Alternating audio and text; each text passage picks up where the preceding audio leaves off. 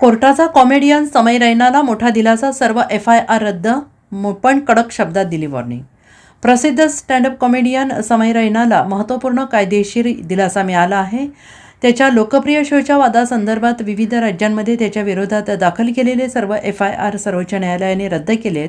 या निर्णयामुळे stand up comedian आणि इंटरनेट कंटेंट क्रिएटर्समध्ये आनंदाचं वातावरण आहे. आज 14 ऑगस्ट 2026 रोजी या प्रकरणाची सुनावणी केल्यानंतर सर्वोच्च न्यायालयाने समय रैना आणि इतरांविरोधात दाखल केलेले FIR आणि या वादाशी संबंधित फौजदारी कारवाई रद्द केली.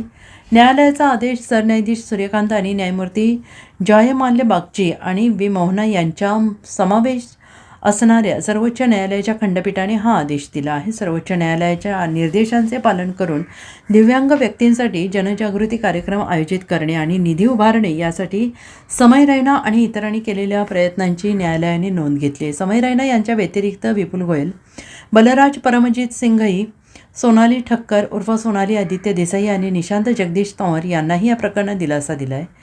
न्यायालयाने समय रैना, विपुल गोयल, बलराज घई, सोनाली ठक्कर, निशांत तंवर यांनी दिव्यांग व्यक्तींसाठी कार्यक्रम आयोजित करण्याच्या केलेल्या प्रयत्नांची प्रशंसा केली. खंडपीठाने म्हटले की जेव्हा प्रयत्न प्रामाणिक असतात तेव्हा सकारात्मक परिणाम नक्कीच दिसून येतात. न्यायालयाने त्यांच्यासाठी म्हटले की सांगितले की जर त्यांनी सकारात्मक दिशेने काम करण्यास सुरुवात केली तर सकारात्मक परिणाम नक्कीच दिसून येतील.